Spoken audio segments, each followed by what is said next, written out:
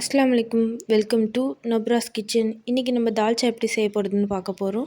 அது குக்கரில் 2 சுண்டு துவரம்பருப்பு போட்டுக்கலாம்.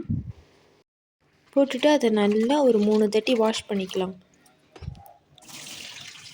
வாஷ் பண்ணிவிட்டு பருப்புக்கு தேவையான அளவுக்கு தண்ணி வச்சுட்டு கேஸ் ஆன் பண்ணி குக்கர் வச்சுட்டு அது கொஞ்சோண்டு மஞ்சத்தூள் 1/4 ஸ்பூன் மஞ்சத்தூள் போட்டு மூடி மொத்தம் 4 விசில் விட்டுடலாம். அதுக்கப்புறம் ஒரு சின்ன பாத்திரம் எடுத்து ஒரு குட்டி லெமன் சைஸ் புளியை எடுத்து தண்ணி ஊற்றி ஊற வச்சிடலாம்.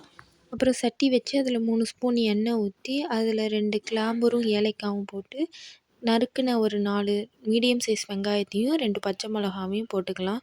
போட்டு நல்லா அது கிண்டி விட்டுக்கலாம். வெங்காயம் வெந்ததுக்கப்புறமேட்டுக்கு இஞ்சி பூண்டு பேஸ்ட் 1/4 ஸ்பூன் போட்டுக்கலாம். போட்டுட்டு அதையும் நல்லா கிண்டி விட்டுக்கலாம்.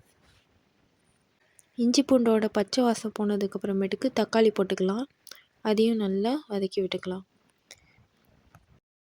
தால்ச்சாவில் மட்டன் போடலாம். தால்ச்சாவில் மட்டன் போடணுன்னா விசில் குக்கரில் போடும்போதே போட்டுடணும். இன்றைக்கி நாங்கள் கொழுப்பு தான் வாங்கியிருக்கோம். கொழுப்பு ஒரு 5 தாட்டி கழுவிட்டு அதையும் போட்டு நல்லா வதக்கிக்கலாம். அப்புறம் 1/2 ஸ்பூன் மிளகாத்தூள் போட்டு அதையும் நல்லா வதக்கிக்கலாம். மிளகாத்தூள் நல்லா அந்த இதோட வதங்கினதுக்கப்புறமேட்டுக்கு நம்ம தயிர் ஊற்றிக்கலாம். தயிர் ஒரு 2 ஸ்பூன் அளவுக்கு ஊற்றிக்கலாம். தயிர் ஊற்றிட்டு நல்லா கிளறினதுக்கப்புறமேட்டுக்கு 4 கத்திரிக்காய், 3 உருளைக்கிழங்கு, 1 கேரட்டை கட் பண்ணி இதில் சேர்த்துக்கலாம். சேர்த்து நல்லா கிண்டி விட்டுக்கலாம்.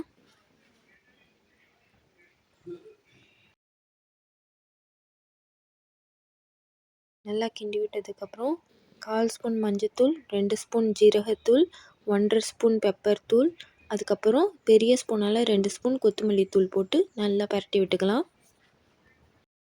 காய்கறி பரட்டினதுக்கப்புறம் காய்கறி முழுகிற அளவுக்கு தண்ணி ஊற்றி காயை வேக வச்சிடலாம் மூடி போட்டு.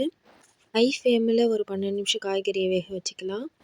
இப்போ பருப்பு எடுத்து பார்க்கலாம். பருப்பு நல்லா வெந்துருச்சு. இப்போ பருப்போட அந்த புளியை கரைச்சி விட்டு கிளக்கி இப்போது காய்கறி வெந்ததுக்கப்புறம் காய்கறியில் இதை சேர்த்துக்கலாம்.